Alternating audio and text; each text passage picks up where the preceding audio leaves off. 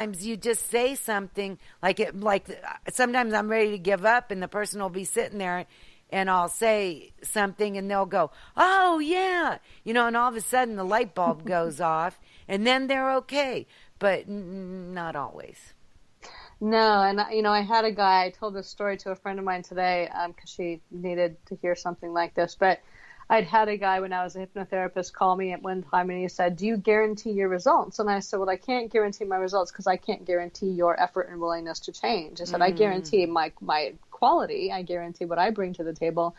I don't guarantee what you bring to the table." And so I said, "I can't guarantee that you're actually going to change." And he said, "Well, I've been to all these different," he named all these different modalities he tried from therapy and everything else, and nothing has ever worked for me. And I'm like, "Well, what's the common denominator?" Yes, exactly. That's what was going through my mind. Yes. And I'm like, "I can tell you why it's not working for you." He didn't really want to hear that, but it's one of those things that if you don't, you have to really be open to that change. And I think for people who have made New Year's resolutions, that the one thing they do have going for them usually is that they have a willingness to change. They have a recognition that they've been doing something that isn't working, and they want to do something different. And it may not work out the first time. Like you quit smoking several times, and that's pretty normal. That you end up quitting smoking several times. It's not usually a first time quit. Unless you're somebody like my husband who was just like, he just quit. And he's like that, though. He's kind of strange. And, but if he really wants to do something, he will do it. But he can't, there's other things that he has a hard time with.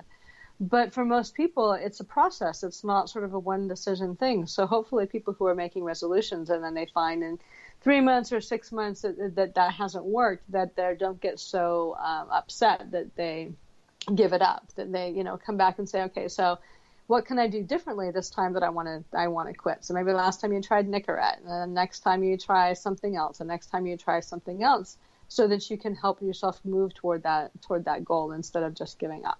Mm-hmm. Yeah, that's very true. So if you were to advise somebody on to stick with well, that's a tough one. Forget I even said that because you can't tell people to stick with stuff. You really can't. If you had a client that said they wanted to change and you saw some slow progress, very, very slow though, how would you urge them to continue? Well, my thing is always about what's the payoff that you really want? So even if you take something like losing weight, which is a really common New Year's resolution, it's not always about, it's not being 50 pounds lighter or being 10 pounds lighter or something like that. Or because my husband wants me to. That's such a lame one. Yeah, or that one. That never works. Oh, I hate that. But what is it, what's the payoff for you? What do you think you're going to feel like? And this is really the key. What do you think you're going to feel like 50 pounds lighter? What does that represent for you? Because it's not about the weight. You get down to that weight, it's great or it's not great. But unless you actually change that inner part of you that really embodies that new state, you'll go back to your old weight because it didn't have that payoff for you. So what do you really want? And is that the only thing that's going to get you there? And how can you practice that now versus having to wait until you lose 50 pounds? And there's an example that I like to use because it's my lovely friend that did this, and she's just such a wonderful example. But she really wanted to feel like a success in her life, and so she wanted to get her master's degree. And so she through all the time and effort to getting the master's degree, she thought she was going to feel a particular way. She's going to feel accomplished. She was going to feel this. She was going to feel that with her master's degree. And she got a master's degree, but by that time she had a couple of kids. She didn't even make it to the ceremony. She just drove by and picked it up.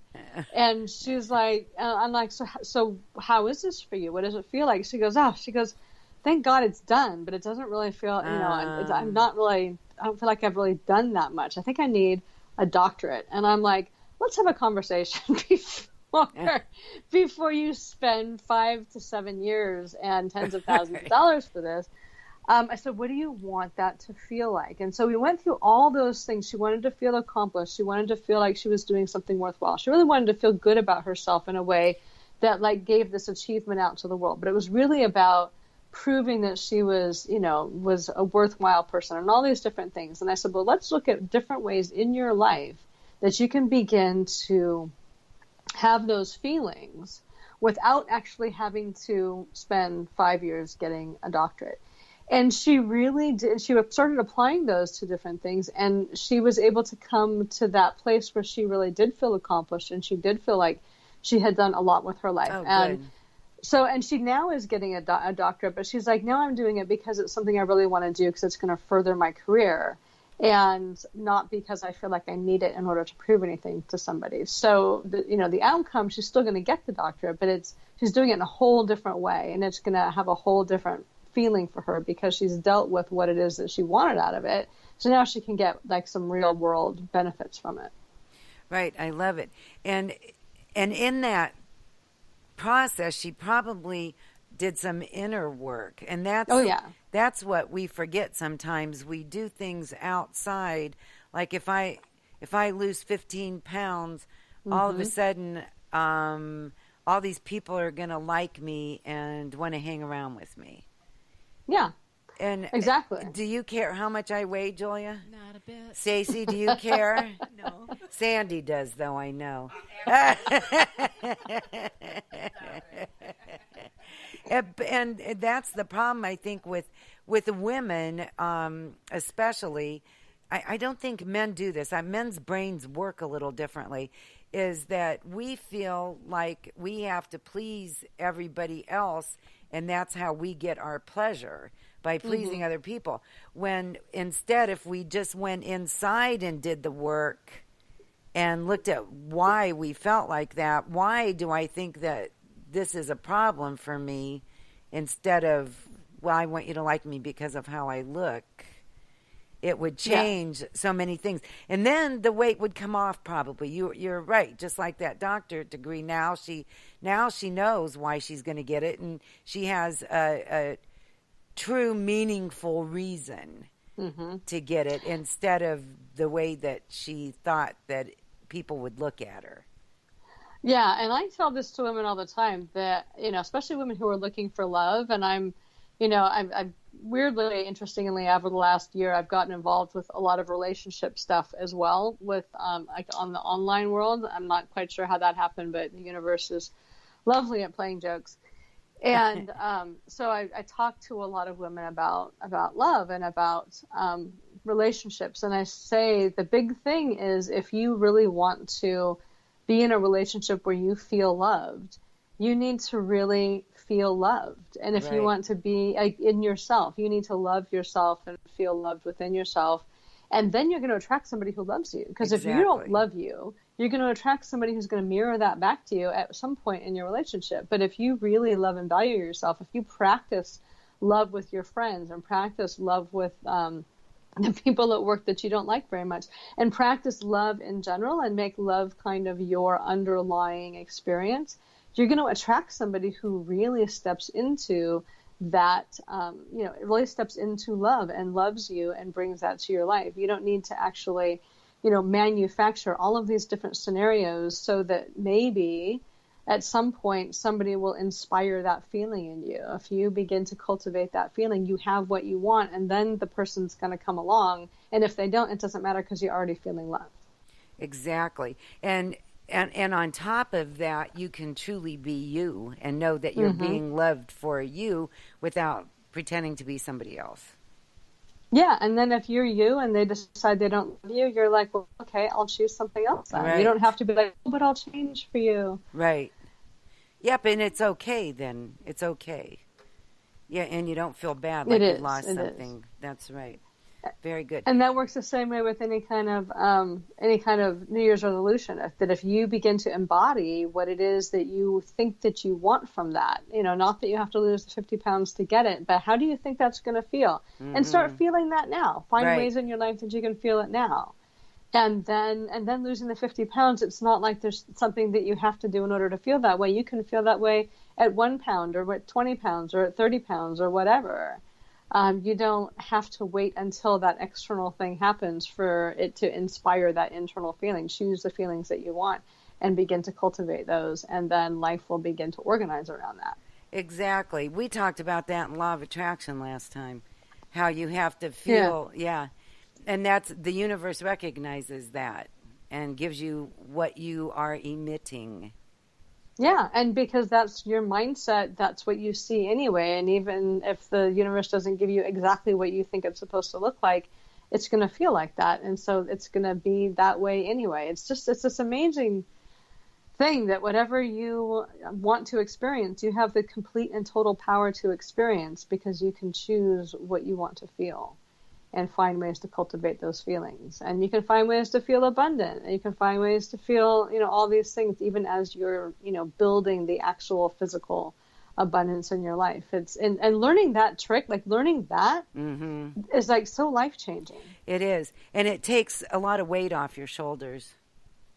It does. It does. And it makes life so much more fun and interesting, because you're not wasting all of this time trying to manufacture external situations to inspire internal feelings. You can just feel what you want to feel. Ooh, say that again. Say that again. That was really good. Let's try that. You don't have to manufacture external situations to inspire an internal feeling. You can just cultivate the feelings and then save yourself a lot of time, trouble, and money. Right. That was very good. I love that, how you put that. Thank you. You're welcome. So what are you doing now? What's next for you? So I have, once I let go of drive and the whole need to transform, I kind of was sitting with what was going on in my life, and I've been doing these relationship things, and I've got a summit coming up, and we're not quite ready to launch that, but it will be under healyouloveyoumeethim.com eventually in like the next 2 weeks, where we're going to start next week. Oh my gosh, I think it's the next week and a day. I think it's the 31st that we actually go live with that, where it is a relationship summit where we're talking about heal yourself. So Susan Ball, she's a relationship coach, and she's a domestic violence survivor, and she helps women transition out of bad or violent relationships and heal some of the hurt, or heal the hurt so that they can move on. And then the next piece is Love You, and that's my piece, which is really about cultivating self-love. And one thing I found with the whole transformation piece about needing to make things wrong in order to choose something different is that when you get out of that dualism of like either or, good, bad, making that choice against what's wrong so you can make something right, when you step out of that, that's what I was looking for. Like, what's next? Like, what's after, to get slightly political for a moment, what's after that, resistance and what you're resisting, what's after this next movement, because that's going to burn itself out at some point. So what's actually next? What actually moves you forward? And what I was realizing was that it really was about coming into this place of being whole and of loving yourself, and of loving yourself to the point that you become this overflowing cup, and that you are actually loving the world first by loving yourself, not in that narcissistic way, but in that truly, with that way of really connecting with your essence, of really stepping away from that sense of separation and disconnection that we're all born with, and coming into that place where you're feeling deeply connected. Because once you're there, like, nothing else matters. I mean, people can say anything to you and you're like, yeah, whatever. Right. I mean, nothing else. Nobody can get to you. Right. No matter what happens in your life, nothing is catastrophic when you are connected with your essence. So self-love is my piece. And my website eventually, over the next couple of weeks, is going to be moving over to that as well. And then we have the heal, or the Love You piece, and Lorna Poole's a relationship coach, and she helps women actually close the deal with the right guy by actually becoming who they want to be to attract that relationship, and holding that integrity, and being, holding their boundaries. And she says get in the ring, but it doesn't really matter about a ring. It really matters about being in that sense of integrity, and finding that good relationship that's honoring of you and you're honoring of them, and you're actually creating something beautiful instead of falling back into old patterns. So that's one of the big things that's up. And then the other thing that I'm doing